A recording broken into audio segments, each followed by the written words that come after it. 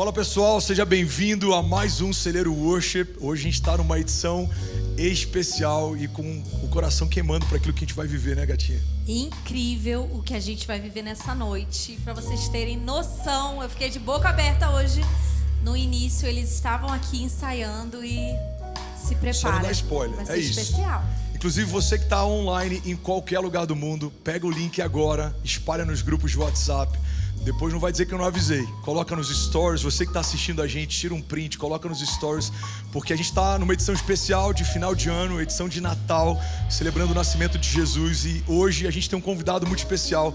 Eu tenho certeza que a presença de Jesus vai invadir a tua casa. Você nunca mais vai ser o mesmo depois dessa noite.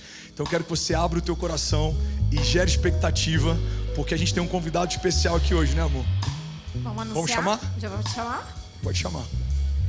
Com vocês, nessa noite de Natal especial, One Service.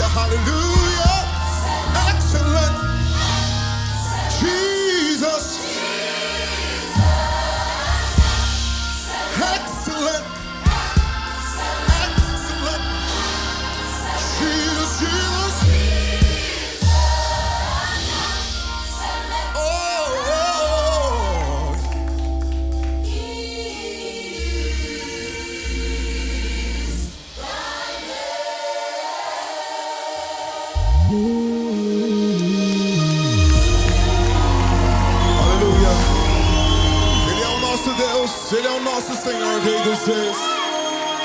A Ele toda honra, toda glória e todo louvor. Será que você pode levantar as suas mãos aí aonde você estiver?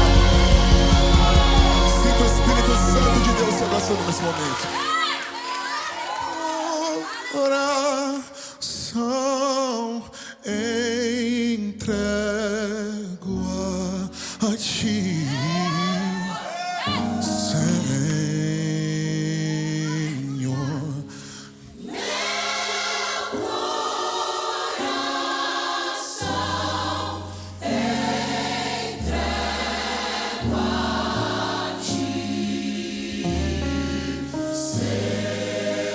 Diga isso mais uma vez. Meu coração.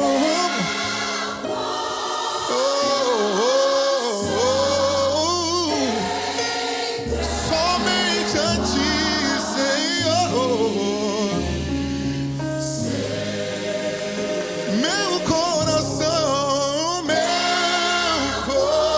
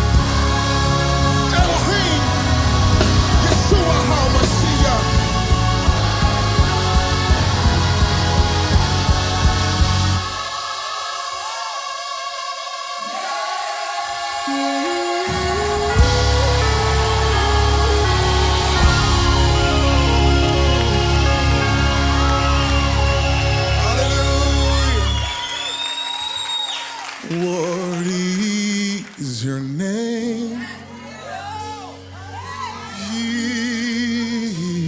Jesus. You deserve the praise. What is your name? What is your name? Jesus. Hallelujah. You deserve the praise. What is your name? You are.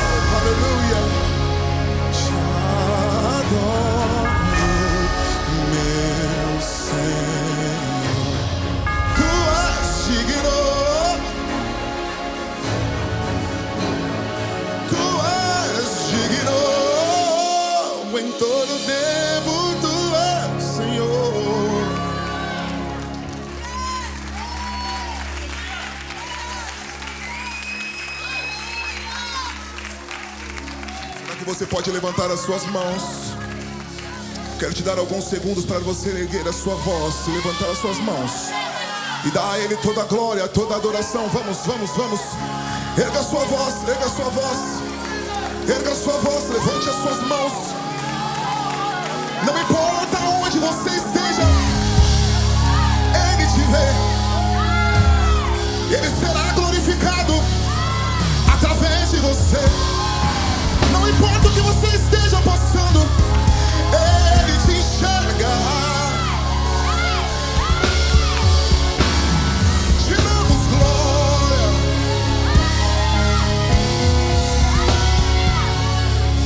Daremos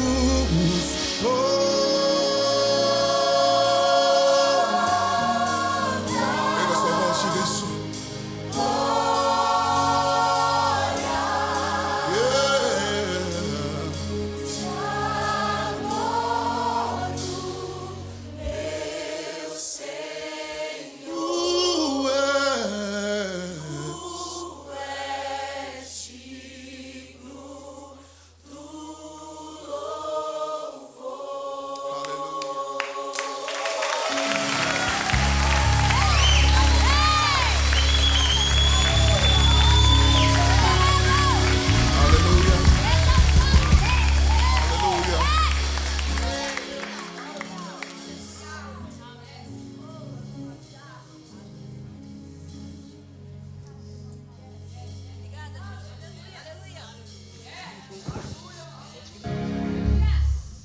Aleluia! Alguém pode celebrar Jesus aqui nessa noite? Jesus! De verdade, é uma honra receber vocês. Eu tô extasiado. É um dos momentos que eu nunca vou me esquecer. Eu e minha família nesse celeiro, ouvindo vocês, foi especial, de verdade. Glória a Deus por isso. Extraordinário, meu Deus. Eu queria orar com você que está em casa, você que está aqui, se puder fechar os seus olhos, curvar sua cabeça. Pai, nós te agradecemos por essa noite e nós celebramos, Jesus, o Evangelho. Nós celebramos as boas novas. Nós celebramos essa boa notícia de que o teu Filho veio à terra para nos salvar da maldição, do pecado, do juízo, da morte. Nós celebramos a tua presença, Pai, que podemos não só acessá-la, mas agora ela habita dentro de cada um de nós. Nós celebramos a redenção, essa ponte, Pai, que restaurou, Pai, aquilo que estava separado há tanto tempo. Pai, nós celebramos a tua morte e também a tua ressurreição. Nós celebramos esse vivo e novo caminho. Pai, nós celebramos aquilo que o Senhor tem feito no meio de cada um de nós e através de nós. Por isso, Pai, nessa noite nós declaramos que salvação chegue a casas em nações distantes, em outros lugares, que pessoas talvez cativas, cansadas, desanimadas, oprimidas, sejam não só alcançadas, mas também sejam restauradas. Sejam não só alcançadas, mas também sejam salvas. Sejam não só alcançadas, mas também sejam curadas. Sim, nós declaramos cura sobre toda enfermidade. Nós declaramos unção sobre todo jugo. Nós declaramos alegria em meio a todo cativeiro. Pai, essa é a boa notícia, que não só nos tornamos portadores, mas também agora anunciamos: é chegado um novo tempo, é chegado o reino de Deus, é chegado o reino dos céus, e Ele está disponível, e Ele carrega o nome, e o nome dele é Jesus, autor e consumador da nossa fé. E se você abrir o seu coração, Ele vai entrar e Ele vai cear com você, e Ele vai se tornar um com você. E agora não só ouvinte ou simpatizante, você vai se tornar filho, e você vai carregar uma herança, e você vai ser chamado pelo nome dele. E quando o inferno olhar para você, é ele que ele vai enxergar, porque antes de você ele vai à frente. É ele quem luta as suas lutas, é ele quem batalha as suas batalhas, é ele quem diz: eu estou com você todos os dias da sua vida.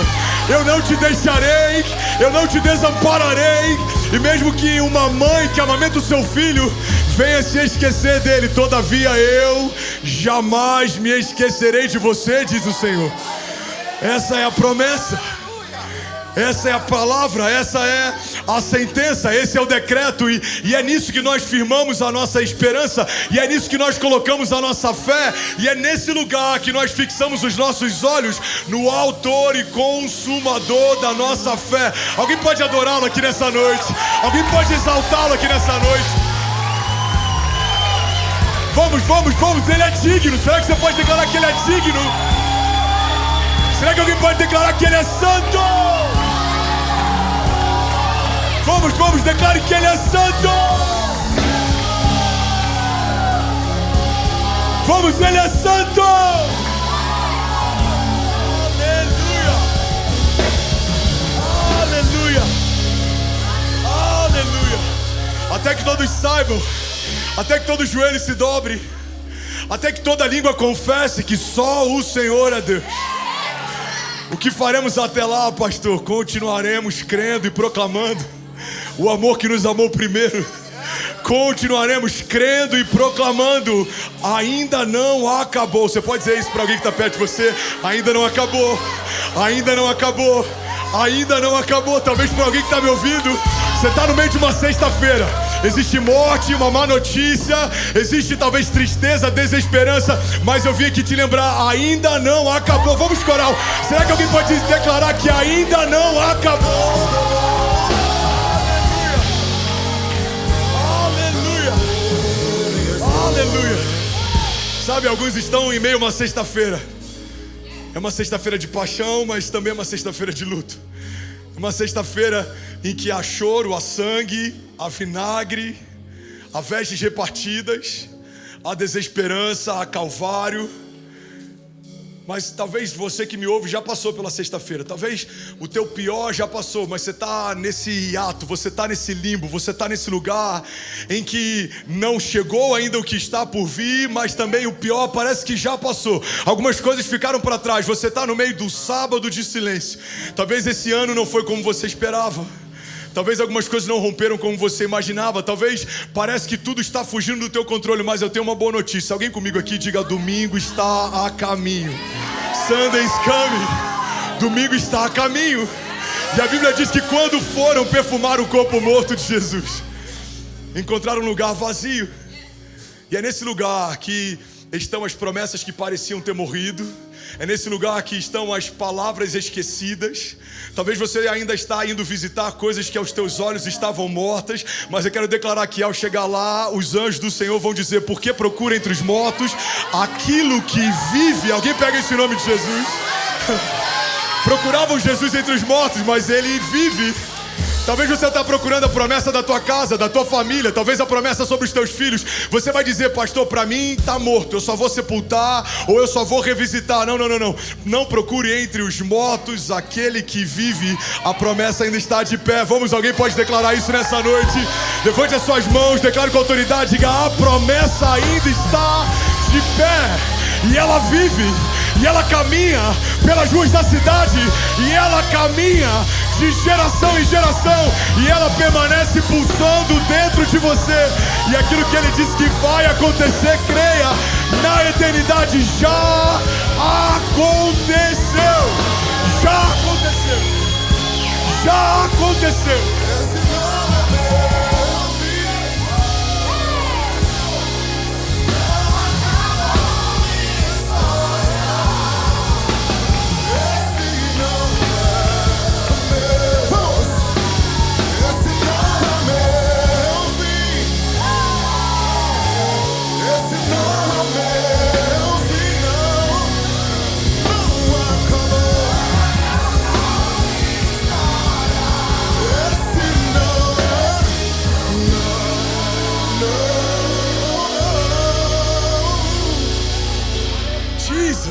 Esse não é o seu fim. Não é. Ainda tem mais. Ainda tem mais. Mas você tem que viver o processo. Você tem que suportar a pressão. Você tem que calibrar a tua visão. Para onde você olha no tempo da crise? Max Lucado diz: se olharmos para os nossos gigantes, tropeçaremos. Mas se olharmos para o nosso Deus, os nossos gigantes é que tropeçarão. Você pode olhar para a crise, você pode olhar para os ataques, você pode olhar para a falta, o ventre vazio, a despensa vazia. talvez um coração vazio. Mas você pode olhar para a fonte, para os celeiros dele estão nos céus. A palavra de Deus diz que ele já nos abençoou com todas as bênçãos espirituais das regiões celestiais em Cristo Jesus. E onde estão essas bênçãos? Elas estão nos celeiros de Deus. Elas estão guardadas para o tempo certo. Elas não foram escondidas, elas estão retidas para o tempo certo. Porque aquele que dá a semente ao que semeia sabe quando uma terra está pronta para receber uma boa semente. E ele sabe quando uma terra está pronta para receber uma boa porção de chuva. E talvez alguns de nós estão dizendo: pai, por que a chuva não vem? Ele está dizendo: porque eu te amo. É por isso que não chove, porque eu te amo. Prepara a terra, para de perguntar o porquê ainda não aconteceu. Preparem os campos, preparem-se, porque ainda não acabou. Mas você tem que preparar, prepare. Esteja pronto, be ready, esteja pronto. Ele encontra Gideão no meio do lagar, ele está trabalhando. Ele encontra Davi no meio de um pasto, ele está pastoreando. Ele encontra José no meio de uma cova, ele está vendido, cansado. Ele encontra muitos heróis da fé, talvez em momentos que a gente olharia de fora e falaria: não é agora que vai acontecer, não. É exatamente no momento improvável que algo sobrenatural surge. Não tinham anjos, não tinha um coral como esse quando Jesus veio à terra, não. Era um lugar simples, uma manjedoura, tinham animais no entorno dele. E é por isso que muitos se frustraram, esperavam uma comitiva, talvez muito luxo, talvez muita glória. E aí vem o Filho de Deus, simples, puro, mas ainda assim o Rei da Glória. Simples, puro, mas ainda assim o Pai da eternidade, o Príncipe da paz, o maravilhoso conselheiro. Isaías 9:6 carregava uma promessa a respeito daquilo que estava por vir. Porque um menino nos nasceu, um filho nos foi dado, e ele será chamado maravilhoso conselheiro, Deus forte, Pai da eternidade, Príncipe da paz. E muitos se frustram, porque Isaías 9:6 não acontece num celeiro lindo como esse. Não tinham luzes, não tinha um coral, não tinha produção. Não, tinha uma mulher virgem parindo uma criança. Tinha um homem que foi acusado por muitos, talvez até de ter sido traído, porque como alguém que ainda não foi recebida como mulher pode estar grávido de uma criança? Ali tem um casal debaixo de acusação, sentença. Devia ter um frio na barriga, acompanhando o verbo encarnado sendo gerado dentro de Maria. Mas é no meio de um ventre virgem que a voz de Deus está sendo encarnada na terra. E é nesse lugar que o melhor acontece. Guarda isso aqui, irmão. Talvez você está no meio de uma cova e tem leões que te secam. Talvez você está numa manjedoura e tem algo novo nascendo. Talvez você está num poço e alguém te vendeu. Quem sabe você está no deserto, vai ser pai de multidões, mas o milagre ainda não aconteceu. Deus te promete gerações por herança, famílias a partir de você, mas não nasceu uma criança do ventre da tua mulher. E você fala: como algo tão grande vai acontecer se algo tão simples ainda não aconteceu? Mas é nesse lugar onde coisas simples são revestidas de sobrenaturalidade que o céu invade a terra. É nesse lugar que o céu invade a terra. Você que me ouve, guarda esse nome de Jesus. É no meio da tua casa que o céu invade a terra. Você que me ouve enquanto trabalha, você que está dirigindo, você que é Uber, taxista, você que está no leito de hospital, você que está com a sua família, você que está na ceia de Natal. É nesse lugar que o céu invade a terra. Às vezes é mais difícil invadir palácios, às vezes é mais difícil invadir lugares de glória humana, mas no meio da simplicidade, quando tem um coração contrito, o céu invade a terra, porque a Bíblia diz que um coração quebrantado o Senhor não rejeita. E é nesse cenário que ressurge o verbo encarnado. Marcos, Lucas, Mateus falavam a respeito dele através da sua identidade: mestre, pastor, filho de Deus. Mas João fala dele como alguém que vai além disso. João traz não só a genealogia, não só a eternidade, mas ele traz o peso da glória de quem é Jesus de fato. Ele fala: no princípio ele era o verbo. Ele não começa de Maria, ele não começa de José, ele não começa de Israel. Não, ele começa no princípio, quando a terra era sem forma e vazia, quando havia só o Espírito de Deus parando sobre a face das águas e tudo estava em caos. João fala: no princípio, quando não tinha forma, não tinha sentido, quando tudo estava disforme, caótico, ele era o Verbo. E o Verbo estava com Deus. E o Verbo era Deus. E todas as coisas foram feitas por meio dele. Sem ele, nada do que foi feito se fez. Deixa eu te levar para um lugar. Vamos, fecha teus olhos. Vamos juntos. A palavra de Deus diz que no princípio todas as coisas foram feitas, mas sem ele, nada do que foi feito se fez. Talvez a tua vida esteja assim. Você vai dizer: André, a minha vida está um caos. Ela está sem forma, ela está escura, ela está vazia. Pois é, a minha está assim em algumas áreas. A sua pode estar assim em algumas áreas. Todas as nossas em algum momento vai encontrar áreas assim. Mas tudo que a gente precisa é ter o entendimento que a partir da palavra de Deus, o haja começa a acontecer. João dá uma chave, ele diz: no princípio ele era o Verbo e todas as coisas foram feitas por meio dele, mas sem ele, nada do que foi feito se fez. Sabe o que vai mudar a tua história? Não é o tamanho da tua crise, não é o quanto você chora, não é o quanto você precisa, porque o céu não se move pela minha necessidade, o céu se move pela inclinação do meu clamor. Quando você inclina o teu coração na direção dele e fala: Pai, se o Senhor não fizer, não tem quem faça. Se o Senhor não tocar, não há quem toque. Se o Senhor não abrir, não há quem abra. É nesse lugar que o Verbo começa a declarar: haja vida, haja luz, haja novidade, haja resposta. Vamos, alguém? Haja provisão, haja cura, haja restauração, haja redenção, o haja de Deus está à procura de um coração inclinado. O haja de Deus está à procura de uma família inclinada. A palavra de Deus diz: entrega os teus caminhos ao Senhor, confia nele, o mais ele fará. Ele sempre faz. Ele sempre faz. E ele não faz como aquilo que já fez, ele faz de uma forma diferente, porque o novo de Deus sempre vem para superar o novo de Deus até então. O novo de Deus no meu passado é diferente do novo de Deus que está a caminho, porque ele é poderoso para fazer infinitamente mais do que tudo que pedimos ou pensamos. Alguém comigo aqui, diga amém. O problema é que muitas vezes a gente para no último novo. Se Pedro tivesse parado no último novo, a pesca maravilhosa seria o único relato dele na Bíblia. Quem foi Pedro? Alguém que pescou muito. Quantos de nós já superamos isso? Quantas indústrias de pesca já superaram o grande milagre de Pedro? Pega isso aqui. Talvez o que parecia grande em alguma estação da tua história vai se tornar nada quando o novo de Deus surgir de novo.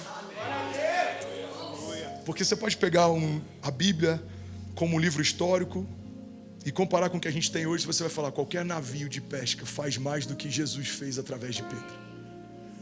Mas você não vai encontrar ninguém andando sobre as águas por aí. Você não vai encontrar ninguém que não carrega a vida de Deus, curando enfermos a partir da sua sombra. Você já imaginou se Pedro tivesse parado no novo de Deus do passado? Quantas camadas do novo de Deus estavam a caminho e seriam abortadas? O Deus que pega um pescador e faz apóstolo, o Deus que pega a sombra de alguém e faz cura, o Deus que pega os pés de alguém ousado e a partir dessa ousadia cria caminhos. Esse é o Deus que a gente serve. Você já imaginou se o novo de Deus na história de Davi tivesse parado no livramento de uma ursa? Quem seria Davi? Seria relatado como alguém que venceu uma ursa. Outros homens já venceram animais. Ou talvez alguém que venceu um leão.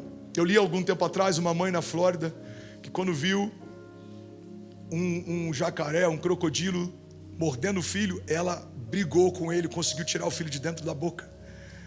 Davi teria vivido o ápice da sua história, algo que uma mulher na Flórida há poucos meses atrás viveu. Mas o novo de Deus não parou no livramento de um animal. O novo de Deus vem agora como um revestimento de autoridade, vem como uma unção de reinado. Agora o novo de Deus vem como uma vitória em batalhas. Agora o novo de Deus vem como a genealogia do Messias, porque ele não parou ali. Se ele tivesse parado na unção improvável de um filho que nem pelo pai foi cogitado a ser ungido, já seria extraordinário.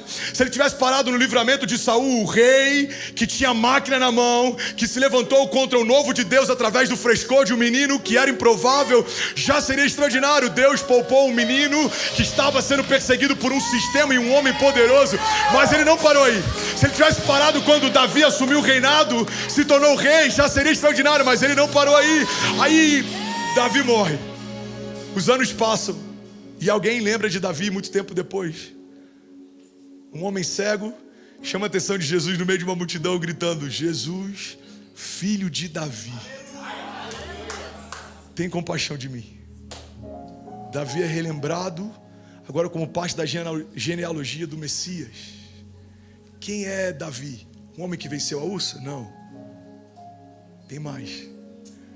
Ah, é verdade, ele venceu um leão? Não, tem mais. É verdade, ele suportou a pressão de Saul? Não, tem mais. É aquele que foi ungido rei? É aquele que uniu as tribos? É aquele que sonhou uma casa para Deus? Não, tem mais. É aquele que o Messias vai ser chamado de filho. Jesus, filho de Davi. Isso é muito forte. Pega a história de Abraão. Qual é o grande milagre de Abraão? O novo de Deus para Abraão é uma zona de expulsão. Sai da sua terra, sai do meio da tua parentela e vai para o lugar que eu vou te mostrar. O novo de Deus para Abraão é uma expressão de uma dependência absoluta. Se Abraão tivesse feito isso, a gente leria: Abraão foi um homem ousado que foi para o deserto por um chamado de Deus. Próximo. Mas não parou aí. Ele fala: vou te dar um filho. E Abraão faz o que a gente faz muitas vezes. A gente se precipita e tenta fazer na força do braço uma coisa que vai acontecer só pelo poder da palavra de Deus. Ele gera um filho de precipitação. Ele fez com a mão o que o Senhor faria com a sua voz. Aí os céus olham e falam: não, eu te prometi um filho, mas esse filho você fez. O filho que eu vou te dar, eu vou fazer. E para você saber que sou eu quem faço no ventre de alguém que não poderia fazer. Porque é a minha mão que coloca o filho lá, e é a minha mão que vai sustentá-lo, porque eu sou o Deus de promessa, eu sou um Deus de aliança. Se ele parasse aí, o filho de Abraão, no ventre de uma mulher velha e estéril, já seria extraordinário, mas ele não para aí. Ele fala: da sua descendência eu estabelecerei promessas, e toda a família será bendita em ti, Abraão. E a paternidade que eu te confio não é só a paternidade de Isaac, eu te confio a paternidade da fé. Cara, isso é muito forte. Isaías 9,6 trata o Senhor como pai da eternidade, mas Abraão é chamado pela palavra de pai da fé. Um é pai do tempo, o outro é o pai da fé. E se ele tivesse parado aí já seria extraordinário, mas de geração em geração, o Deus de Abraão, de Isaac e Jacó nos relembra de que o novo de Deus continua fazendo coisas novas. Ele não parou de ser Deus, ele não parou de fazer. Alguém está pegando isso aqui em nome de Jesus? Aleluia, aleluia,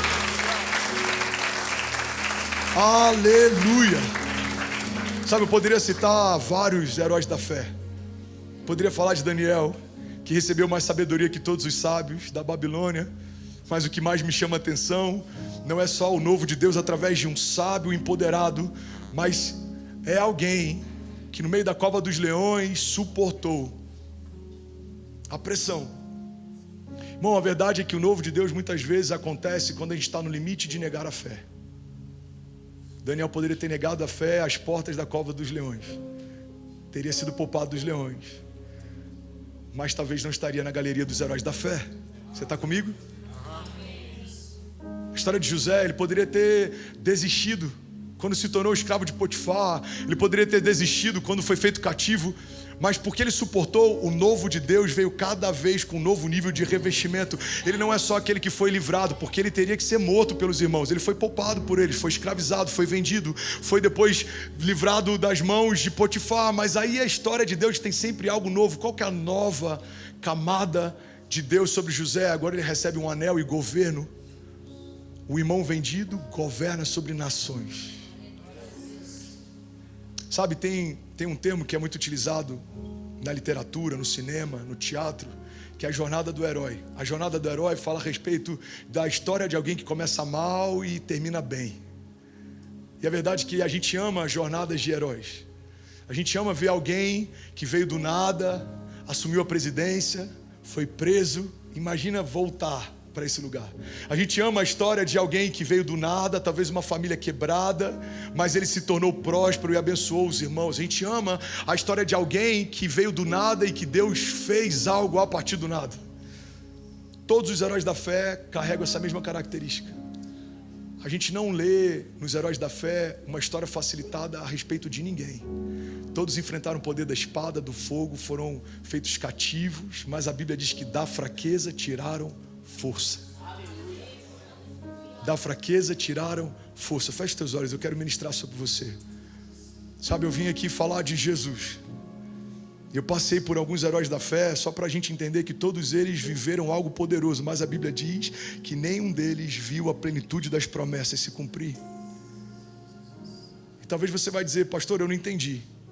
Hebreus 11 fala sobre a galeria dos heróis da fé, mas está dizendo que eles não viveram a plenitude da promessa. Abraão não viveu a plenitude da promessa. Noé não viveu a plenitude da promessa. Moisés não viveu a plenitude da promessa.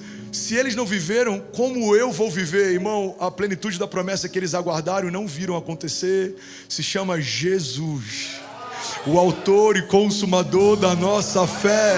Uma geração após outra geração aguardava a manifestação da promessa de Deus. Você consegue imaginar?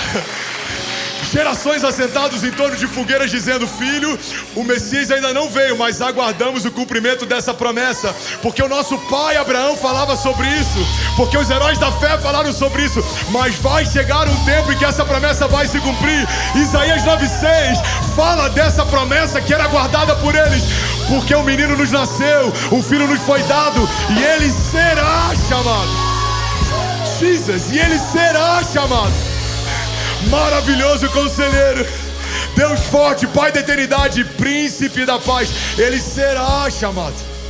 Isaías 9:6 falava de uma promessa futura, mas vivemos num tempo em que Isaías 9:6 já se cumpriu. Se fôssemos trazer Isaías 9:6 para o tempo atual, leríamos assim: porque um menino nos nasceu e o filho nos foi dado, e ele é o maravilhoso Conselheiro, ele é o Deus forte, ele é o Pai da eternidade, ele é o Príncipe da paz. Aleluia. Aleluia. Alguém consegue ouvir mais 5 minutos dessa mensagem? Alguém está comigo aqui? A gente olha para Jesus, o nascimento dele, a expressão do novo de Deus. Se parasse ali, o Filho de Deus nasceu, já seria extraordinário. Mas até com o Filho de Deus, o novo de Deus não se detém. A cada novo nível, uma nova expressão do novo de Deus. A gente fala, cara, isso aqui é impressionante. Uma mulher virgem pariu o verbo encarnado. Não, tem mais. Tem mais? Tem. Ele vai ter um ofício comum. Ele vai ser um homem simples. E com 30 anos ele vai receber uma porção do Espírito. Ele vai ser revestido de poder e de autoridade. E ele vai ser levado ao deserto. E ele vai ser tentado pelo próprio Satanás. E aí, pastor, acabou? Não, tem mais. Começa o ministério. Ele chama 12 homens aleatórios que nenhum de nós chamaria. Não faria parte desse coral, não faria parte do RH do celeiro, não faria parte de nenhuma das empresas. Eram homens que não faziam sentido. Se você fosse pegar o job description do que Jesus precisava, você não chamaria Judas, você não chamaria Pedro, com certeza não. Você não chamaria muitos dos que foram chamados, mas o que ele queria deixar claro é que quando a sobrenaturalidade reveste a naturalidade, não é mais sobre quem você era, é sobre quem você se torna a partir dele. Ele pega um homem comum e transforma em apóstolo, ele pega um homem comum e transforma em pescador de homens, ele pega um homem comum e transforma em alguém que a história precisa lembrar. Deus fez as coisas loucas confundirem as sábias, ele fez coisas improváveis mudarem a história. E como eles são lembrados? Eles são lembrados como aqueles que transtornaram o mundo. Quem são? Aqueles que estão a caminho. São aqueles que estão transtornando o mundo. Imperadores temiam eles. A Bíblia diz que Paulo é levado até o imperador e ele fala sobre o juízo. Ele fala sobre a morte. E a Bíblia diz que o imperador fala, basta. Quando eu achar conveniente, te chamo de novo para ouvir o que você tem para falar. O imperador não pode dizer que nunca ouviu. O evangelho foi até ele, mas ele não se abriu para o evangelho. Quantas coisas aconteceram? Nero incendiou uma cidade para criar animosidade entre o povo de Deus e o povo. Quantos imperadores, quantos homens se levantaram, quantos governantes se levantaram, mas a igreja de Jesus é imparável. Ela está cada vez mais forte, cada vez mais testemunhos, cada vez mais carregada de unção, porque o novo de Deus não parou na última estação. Sabe, uma das coisas que mais rouba a gente do próximo novo de Deus é a nostalgia com o último novo de Deus. Quantas vezes a gente ouve uma geração passada que desconectou do novo dizer: no meu tempo é que era bom. Se eu acredito que no meu tempo é que era bom, eu preciso acreditar que o meu Deus parou no tempo em que Ele fazia comigo. Talvez Ele não tenha parado de fazer, talvez só tenha parado de fazer no meu arraial, talvez só tenha parado de fazer na minha casa, talvez só tenha parado de fazer na minha vida. Quem sabe em algum momento a nuvem se foi e eu não fui também. E aí é mais fácil me agarrar uma nostalgia do último novo do que assumir: eu me perdi no meio do novo de Deus. Eu preciso voltar para esse lugar. Senhor, o que o Senhor está fazendo, quem o Senhor está usando, como eu posso participar, não me deixa de fora. Se o Senhor fizer algo na terra, eu quero fazer parte disso. Alguém está pegando isso aqui? Diga amém. Então quem somos? Somos aqueles que perseguem o novo de Deus, habitam no novo de Deus, anseiam pelo novo de Deus, porque só existimos a partir do novo de Deus. Se Deus não tivesse feito novas todas as coisas na minha vida 20 anos atrás, eu não estaria de pé falando sobre Ele. Se Deus não tivesse feito o novo dele na sua vida tantos anos atrás, você não estaria de pé com as mãos levantadas celebrando a Ele. Mas entenda, o teu último novo não pode ser o último novo de Deus em você. Cada nova estação tem algo novo. Alguém está pegando isso aqui? Tem algo novo. O novo de Deus se desenrola à medida que a minha maturidade se estabelece. Cada novo nível de maturidade, um novo nível do novo de Deus. Eu amava e eu amo uma frase do Drummond Lacerda. Ele dizia: a plenitude de Deus está esperando você crescer. Cada novo nível de maturidade, um novo nível de revelação do novo de Deus. E a cada nível do novo de Deus, mais dependente, eu vou usar uma frase, uma palavra sobre 2 aspas, e mais viciado eu me torno no novo. Eu não consigo mais caminhar distante do novo. Eu não consigo mais criar memoriais a partir do velho. Por quê? Porque Deus não me chamou para ser um construtor de mausoléus. Deus não me chamou para trazer a nova geração e dizer o que Ele fez na antiga geração. Não, Deus me chamou para caminhar com a nova enquanto relembro da velha, mas caminho em busca daquilo que Ele ainda vai fazer. A palavra de Deus diz que o Espírito foi derramado sobre a carne. Os velhos têm sonhos, os jovens visões, e os nossos filhos e as nossas filhas profetizaram. Essa é a garantia de Deus para que o novo nunca pare.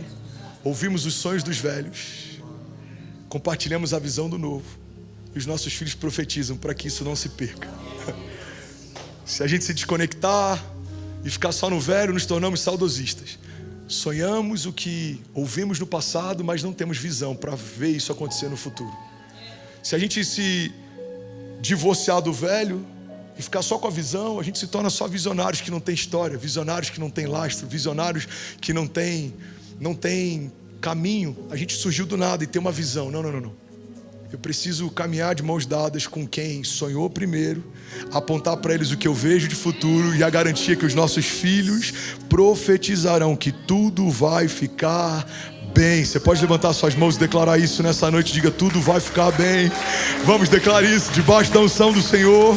Tudo vai ficar bem. Vamos, alguém consegue queimar com Jesus um pouco mais? Aleluia! Aleluia! Aleluia! Tudo vai ficar bem. Aleluia! Aleluia! A gente olha para Jesus. Ele é revestido de autoridade, ele caminha e faz milagres na terra, mas ele morre. E é aí que a nossa fé entra em xeque. Quando aquilo que Deus te deu morre. E quando aquilo que Deus me deu morre? Primeiro questionamento: será que era de Deus? Porque se morreu, será que fui eu que deixei morrer? Agora eu pego a galeria dos heróis da fé e eu pego Jesus. Todos passaram pela morte antes de passar pelo novo de Deus. Não tem ressurreição sem que tenha morte. Não tem frutificação sem que tenha morte. Se você pegar uma semente, pode ser a mais poderosa, e carregar ela toda a tua jornada, você vai morrer com uma semente frustrada nas mãos. Porque mão não é habitat de frutificação para a semente. Mão é ambiente de transporte para a semente. Eu venho no celeiro, encho as mãos, vou até a terra preparada e lanço elas. Eu venho até um celeiro, encho as mãos, vou até uma terra preparada e lanço elas. Você pode fazer 3 coisas com uma semente. Você pode se alimentar delas, você pode reter elas ou você pode semeá-las. A Bíblia diz que Deus é aquele que dá a semente ao que semeia. Mas como que uma semente se torna uma árvore frondosa? Ela precisa morrer. Isso acontece num ambiente que ninguém vê. Pega isso aqui, irmão. O ambiente da metamorfose de uma semente é um ambiente de invisibilidade. Ninguém vê, ninguém acompanha, ninguém celebra. Ninguém nem sabe se vai dar certo ou não, se está acontecendo ou não. Porque tem coisas que só acontecem em Deus. Primeiro, quando eu deixo morrer. Segundo, quando eu deixo plantado no lugar que eu não tenho mais controle. Você tem que manter uma firme convicção de que mesmo que meus olhos não vejam, certamente o meu Deus está fazendo algo novo. Alguns vão te dizer, você é louco, porque homens amam ter controle. Quantas sementes você tem? Eu tenho tantas. A gente se gaba da quantidade de semente, mas a verdade é que quanto mais você sabe a respeito das sementes que as suas mãos têm, provavelmente menos colheita está a caminho da sua casa. Se tem muitas sementes, significa que muitas sementes ainda não foram lançadas. Você precisa lançar as sementes, você precisa deixar morrer algumas coisas. É de Deus, mas até o que é de Deus precisa morrer para que algo novo de Deus ressurja. Faz sentido? É por isso que a Bíblia fala que as coisas velhas ficaram para trás e em Cristo tudo se fez novo. Fala de um novo nascimento, fala de uma nova natureza. A Bíblia fala que um homem poderoso procura Jesus de madrugada para tentar entender a respeito de eternidade, a respeito do reino. Jesus fala, é necessário nascer de novo. Ele fala, então, por acaso eu preciso voltar para o ventre da minha mãe? Ele fala, olha, você não entende das coisas naturais, como você vai discernir as coisas espirituais? Se você não nascer de novo, você não vai enxergar o reino do meu Pai. E ele diz mais uma vez, se você não nascer de novo, você não pode acessar o reino do meu Pai, porque só acessa o reino do meu Pai quem morreu para o mundo. Quem perde a sua vida ganha-la. Quem abre mão da sua história, uma nova história vai ganhar. É preciso perder para ganhar, é preciso morrer para ressuscitar. Alguém está comigo? Diga amém. Pastor, isso é paradoxal. Não, isso é reino de Deus. O reino de Deus não é como o nosso reino é, porque Deus não faz como a gente faz. Deus não vê como a gente vê. Ele é Deus. E se fizéssemos o que Ele faz, seríamos Deus no lugar de Deus. É por isso que eu não sei como vai ser, eu não sei como Ele vai fazer, eu não sei quando vai fazer, mas uma coisa eu sei: aquele que prometeu é fiel para cumprir, porque aquele que começou a boa obra vai concluí-la. Alguém pode dizer glória a Deus aqui nessa noite? Aleluia, aleluia. Então Jesus estava fazendo algo novo de um jeito novo. Ele usa lodo para curar um cego. Guarda isso aqui, irmão. Assim como todo religioso tem uma tendência a ser saudosista, porque não honra a nova geração, tenta descredibilizá-la e dizer que no tempo dele é que era Deus. Não só são saudosistas, mas os religiosos têm uma tendência também a perseguir o novo, porque eles percebem que o cheiro do novo que carregavam tem só um resquício, mas não perfuma mais. Eles chegam e não perfumam mais. Imagina a crise de alguém que perfumava os lugares que entrava e agora ninguém percebe o perfume que carrega. Irmão, isso é muito perigoso. Quando eu abraço uma linguagem de Deus para um tempo, ou quando eu abraço o modus operandi de Deus para um tempo, ou quando eu abraço as minhas experiências pessoais com Deus em um tempo, e eu falo, isso é Deus. O que passar disso não é Deus. Por quê? Porque eu não conheço. Deus não é limitado às minhas experiências pessoais. A religião viu Jesus curar com lodo, eles nunca tinham visto. O que eles falaram? Maldição. A religião viu Jesus curar um sábado. O que eles disseram? Maldição. Porque a religião amaldiçoa até o que o próprio Deus está fazendo, se não vier na embalagem que eles conhecem até então. É por isso que o Messias foi crucificado, por aqueles que falavam em nome de Deus e por aqueles que aguardavam o Filho de Deus. Era Deus, mas não veio na embalagem que se imaginava que viria o Filho de Deus. Se tivesse vindo com roupas nobres, ou talvez fazendo o que eles já tinham visto Deus fazer, certamente o acolheriam e o celebrariam, mas como ele veio de forma inusitada e sendo anunciado por alguém ainda mais inusitado, a voz que clamava no deserto é aquele que veio preparar o caminho para o Messias, comia mel silvestre, gafanhoto, se vestia com roupas rudes e estava num lugar inóspito. Esse homem anunciou: o reino de Deus está próximo, arrependam-se. Esse homem, cara, isso é muito forte, eu sinto Jesus aqui. Perdão por me alongar, eu não preparei nada do que eu estou ministrando aqui, eu sinto graça para ministrar essa palavra. Alguém está recebendo isso aqui? Esse homem foi dito pelo próprio Cristo: nunca houve alguém gerado no ventre de mulher tão cheio do Espírito Santo como ele. Então quem é João Batista? Ele é alguém cheio do Espírito Santo desde o ventre. Ele é aquele que anunciou o Messias e que batizou o Filho de Deus. Mas a Bíblia diz que depois que João foi preso, e os relatos que ele tem a respeito de Cristo vêm só a partir dos observadores que estão do lado de fora, ele começa a ouvir o que Jesus está fazendo e ele se escandaliza. E ele começa a questionar, e ele fala para os discípulos: vem cá, vai até ele e pergunta se de fato ele é o Messias que aguardávamos ou se nós nos confundimos. O novo de Deus, sendo operado de um jeito novo, fez alguém que tinha uma convicção desde o ventre entrar em crise. Isso é muito forte. João, mas você disse para a gente que era ele. Eu disse, mas eu estou em dúvida. Por quê? Porque é muito novo para aceitar que de fato é ele. E se não for? É por isso que ele ama confundir os que pensam que são, para revelar que ele é o grande eu sou.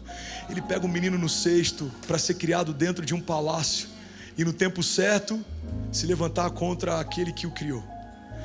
Você que percebe o meu povo vai alimentar o libertador do meu povo. Você que mantém cativo o meu povo vai educar o libertador do meu povo. O que é isso? É Deus fazendo de um jeito novo. Ele fez assim com o faraó, ele fez assim com tantos outros. O novo de Deus, o inédito de Deus, o que não foi ouvido ainda na terra. Cuidado, porque se você não estiver conectado com a essência do novo, você pode rejeitar o novo de Deus que está a caminho da sua casa. Cara, eu não aceito, eu não quero. Por quê? Porque é diferente, porque eu nunca vi. Mas olha que louco, a palavra de Deus diz: os olhos ainda não viram, os ouvidos ainda não ouviram, e o coração ainda não percebeu, não sentiu o que Deus tem preparado para nós, os que creem. Mas logo em seguida a Bíblia diz: mas Deus já revelou por meio do Espírito. Como discerniremos o novo de Deus? Pelo Espírito. Pelos olhos a gente vai acabar crucificando de novo o Messias quando voltar. Se for pelo que a gente já viveu, a gente vai abortar o novo de Deus, porque é diferente de tudo que a gente já viu. Como perceberemos quando é Deus e quando não é? Pelo Espírito. Eu sinto que é de Deus. Eu tenho paz. A paz é o hábito do meu coração. E eu quero finalizar, eu quero orar por você que está em casa. Eu queria te convidar, você que está aqui, a curvar a sua cabeça. Porque a gente está numa semana que a gente celebra o Natal. O Natal é simbólico. Não é de fato nesse dia que Jesus nasceu, mas é um simbolismo. Muitos cristãos têm tentado atacar até o simbolismo do Natal. Não. Vamos aproveitar essa data que tem tanta gente tão aberta, quebrantada, sensível e até nostálgica, para revelar quem de fato é a esperança viva que nasceu e que caminhou no nosso meio e que se entregou por nós e que voltou para contar a história. O Natal é um período em que a gente celebra o nascimento de Jesus. E eu não vim aqui falar de Natal, mas eu vim aqui falar de Jesus. Quem Ele é? Ele é o autor e consumador da nossa fé. Ele é o princípio e o fim de todas as coisas.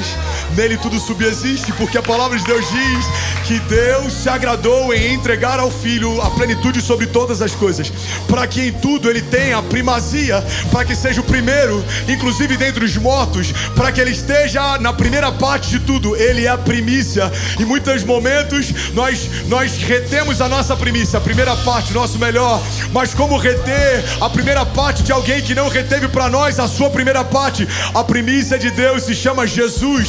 Não era o seu primeiro filho, era o seu único filho. A Bíblia diz que Ele entregou o seu único filho, para que todo aquele que nele crê não pereça, mas seja salvo. E quando o único filho de Deus foi entregue à morte e ao terceiro dia ressurgiu dos mortos, aí então é revelado o primogênito. Agora Ele não é o único, agora Ele é o primeiro de muitos, e uma geração após outra geração contará a respeito da grandiosidade dos feitos de Deus. Eu quero profetizar sobre você. Feche teus olhos. E as nossas casas serão cheias da glória de Deus. E os nossos filhos serão poderosos na terra, ouvirão os céus e eles trarão para a terra o que ouviram dos céus. Governarão de geração em geração, revestidos de autoridade, de graça, de poder, de favor de Deus e revestidos do novo. Quais são as vestes que o povo de Deus se veste? São muitas camadas. A primeira camada é a natureza do próprio Deus. A minha natureza carnal foi deposta para que a natureza de Deus fosse então estabelecida. Mas não é só isso. Vem um novo revestimento. E por cima dessa natureza de Deus agora vem o poder de Deus.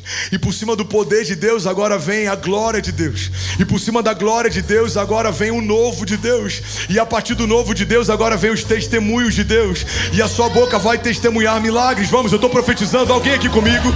Vamos. Alguém, levante as suas mãos, feche os seus olhos. Eu profetizo em nome de Jesus. A sua boca vai falar de futuro e não de passado. A sua boca vai falar de milagres e não de problema. Sim, a sua boca vai falar do que Deus está fazendo e não do que fizeram. A sua boca vai celebrar, testemunhar e declarar aquilo que os céus estão preparando nessa nova estação, porque Deus está fazendo uma coisa nova. Vocês não percebem? No meio do deserto farei brotar fontes de água doce. No meio dos improváveis levantarei novos heróis da fé. No meio dos caluniadores levantarei libertadores. No meio dos cativos levantarei pacificadores, porque deles é o meu reino. Eles serão chamados filhos de Deus.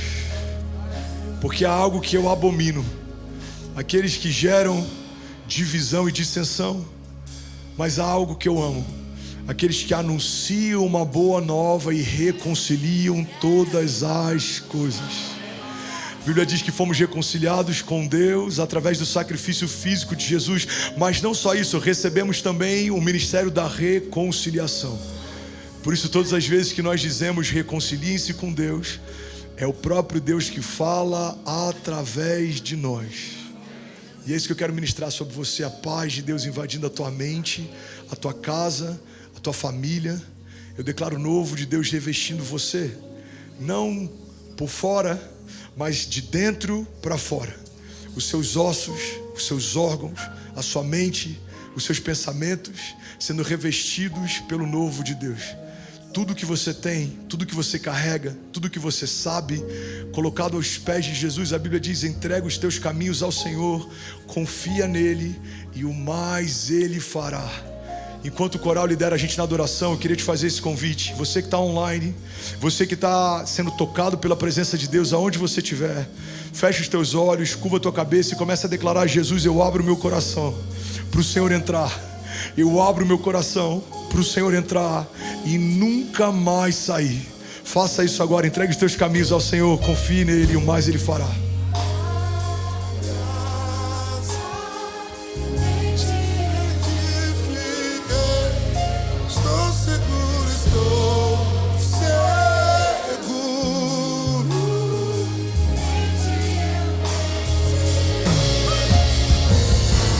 Minha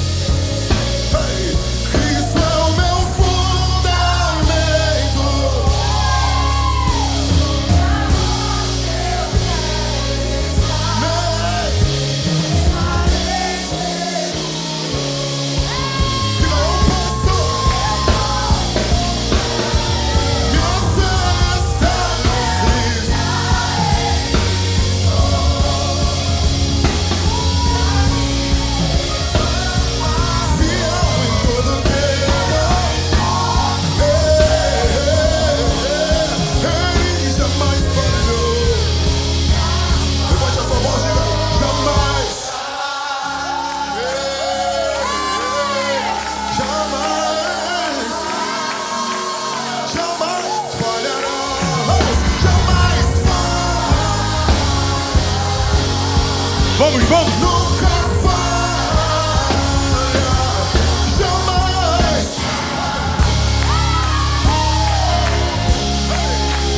Jamais, jamais falhará. Ele nunca falha.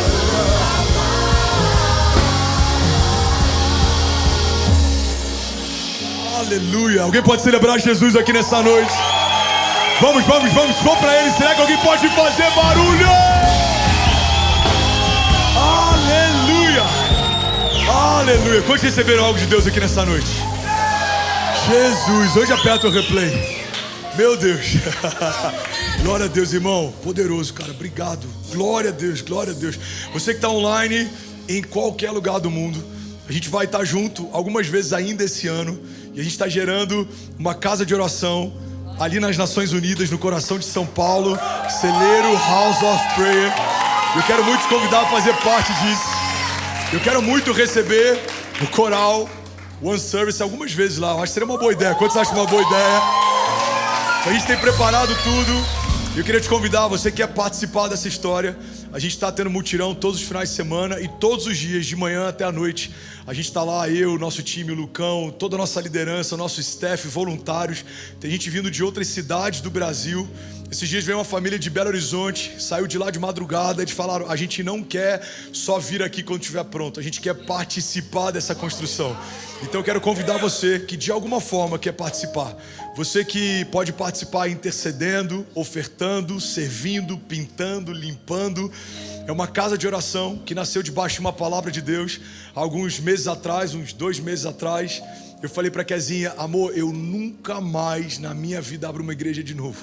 Era uma coisa que pra mim já estava muito estabelecido.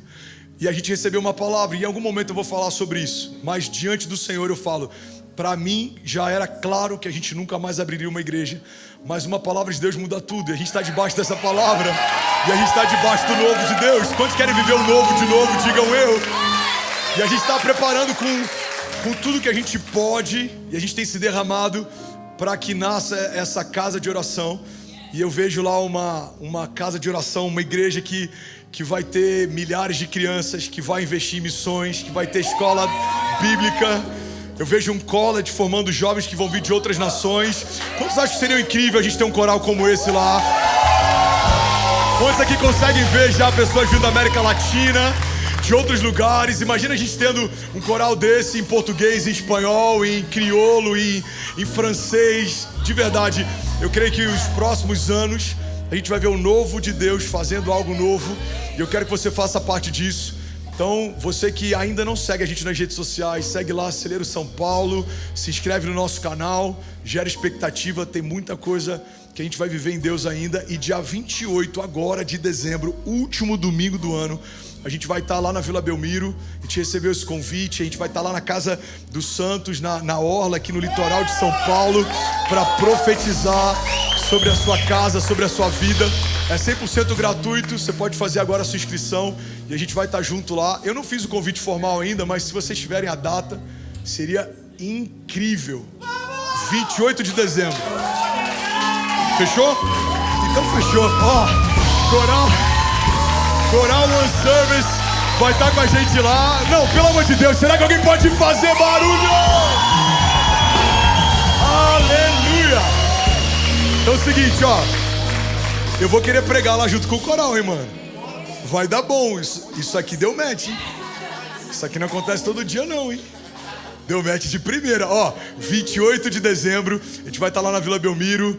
Celeiro Worship, One Service, vai estar Juliane Souza, Felipe Rodrigues, Gabriel Júnior, nosso time do Incendiários Music, gera expectativa. Eu creio que vai ser uma noite profética.